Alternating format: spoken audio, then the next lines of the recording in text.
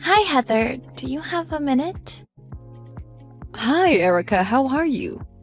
How are your wedding preparations coming along? That's the thing. You are Ken's mother, and I am sorry, but I don't want you to come to our wedding. Huh? What do you mean? I am the mother of the bridegroom, remember? But I'm sorry. You are a single mother, right? Why are you asking me that? I mean, yeah, I have raised him on my own. Moreover, I heard that your marriage was a shotgun wedding. But you ended up becoming single and raised Ken on your own, didn't you? That's right, but what does it matter? Are you trying to say that there was something wrong with the way I raised him? That's not what I mean. But that kind of thing is not good for your reputation to the public. What? Reputation? A shotgun wedding that ended in divorce and becoming a single mother is kind of sad and off-putting. Are you being serious? Can't I say that I don't want my family to know that Ken is from such a family? Frankly, I'm embarrassed by that.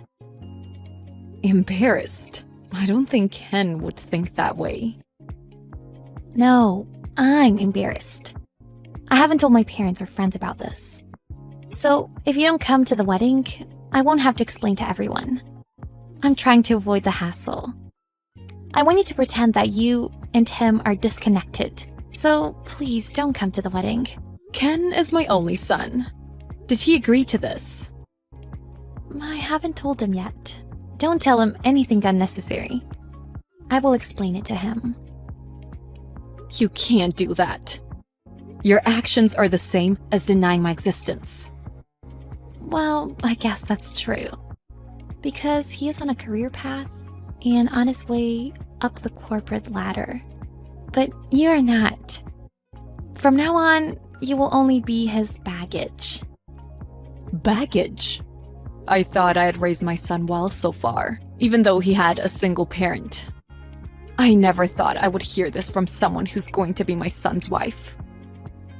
Well, to be honest, I looked down on you ever since I found out that you were a single mother.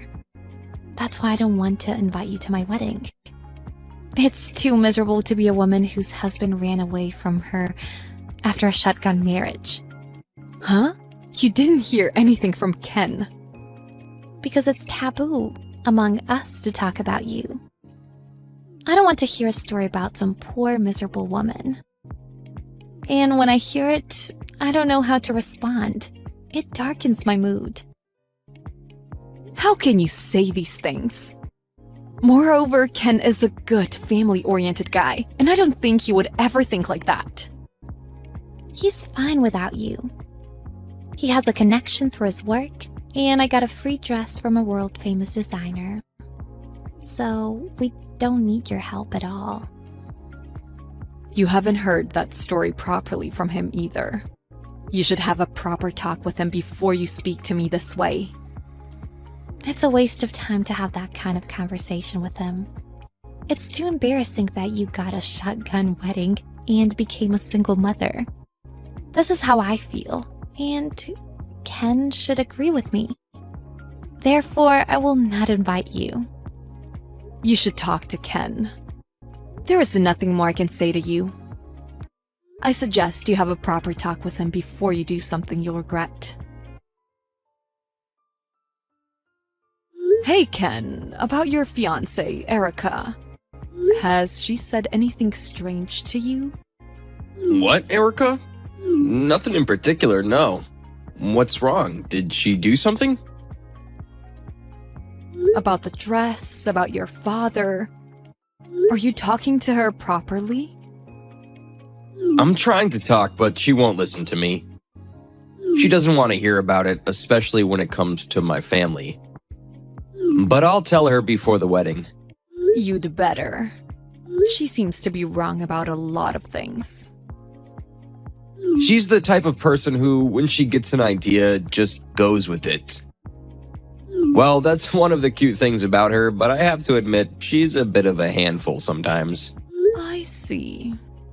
If you're happy, that's good, but anyway, please explain things to her properly. You're right. She and I are going to be a family from now on, and I have to explain it to her. I'll have to tell her not to say anything bad towards you. She's already said something to me. What? What did she say? It's nothing. Well, I know you're busy with your work, but don't overdo it. Hey, you're not planning on coming to the wedding, are you? Huh? You still haven't talked to Ken properly, have you? No, but that's not the point. Whether I talk to him or not, I'm not allowing you to come to my wedding. Why do you hate me so much?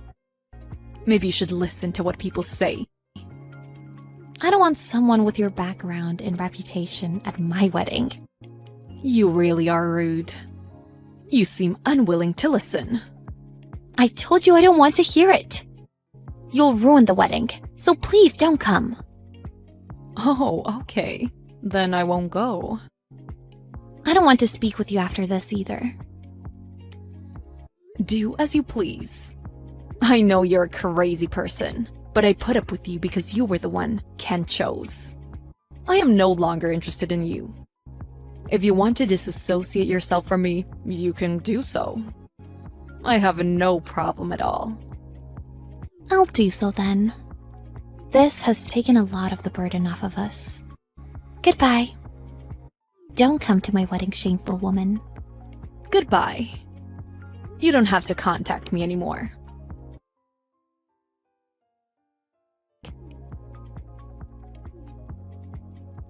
Hey, Heather, would you please pick up the phone? Who is this?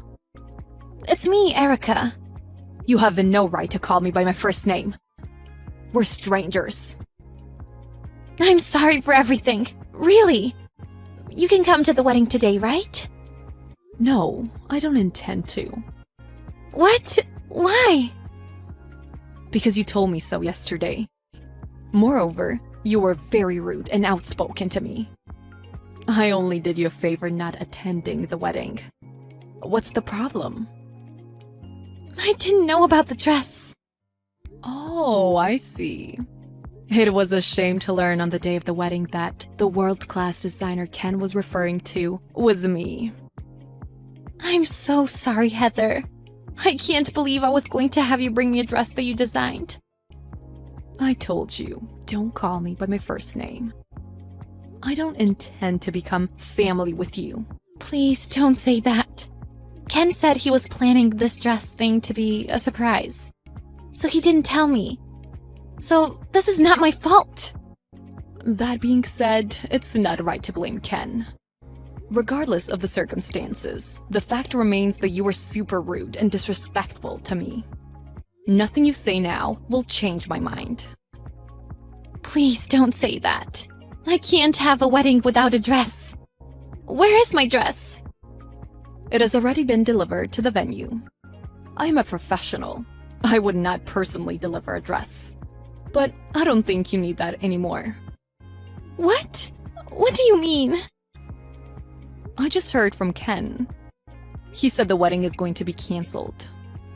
What? I didn't hear that. You never listen, do you? I'm sure he was telling you exactly what he was doing this time too. No, you're kidding, right? I didn't think he meant it. It must be a joke. Ken has already contacted the guests on his side of the table. You too need to contact yours as soon as possible, or your guests will arrive at the wedding venue. I think they might get a little upset with you.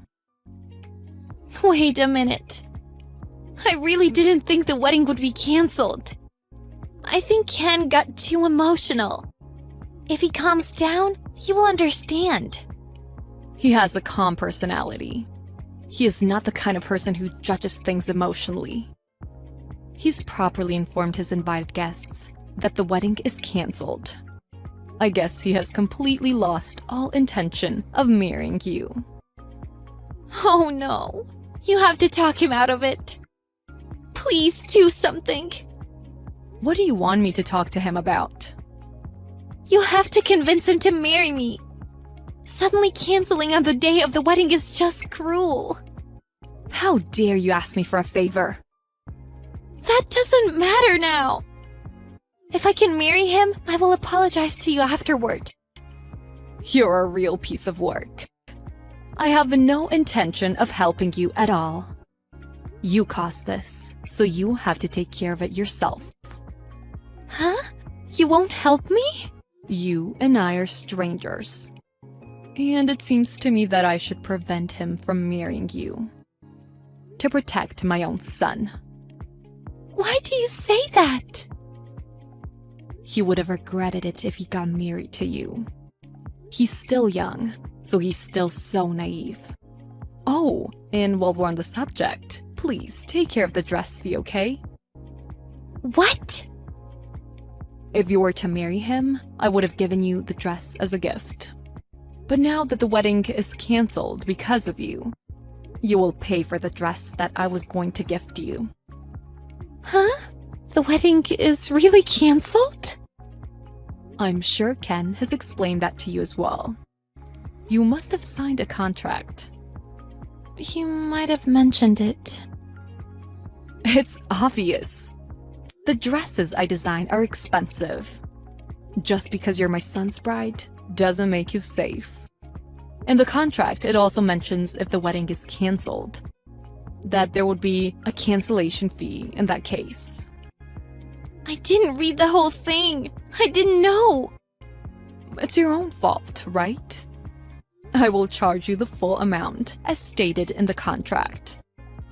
What? How much is that going to be? That's about 3 years of your annual income, I guess. I just quit my job. How dare you? Then you'll have to work again. By the way, I don't blame you for not listening to Ken properly. But I was a single mother because my husband passed away. And yet you look down on me that I got a shotgun wedding. You should be a little ashamed of your little outbursts. Huh? I didn't know. I'm so sorry. You should reflect on yourself and stop judging people without even knowing them well. Well then, before you embarrass yourself, you might want to inform your guests that the wedding has been canceled. Goodbye, you shameful woman. When Erica learned of all the circumstances, she was in a panic. She pleaded with Heather to come to the wedding, but was ignored. Moreover, Ken, the groom, also found out about Erica's true nature. He called off the wedding. The cost of canceling the wedding was to be split between them. But Erica ended up being charged the fee for the dress as well. And the big house they were going to live in was to be sold off, and Erica was devastated. She shamelessly asked the company she left because she was getting married to hire her again. She was then laughed at by people at work. Her ego was ruined. She was also very upset, but it was too late to regret it. Heather is glad she was able to stop her precious son from marrying an evil. She later moved abroad and forgot all about Erica. She is now able to focus on her work. When will Erica finish paying off her dress debt?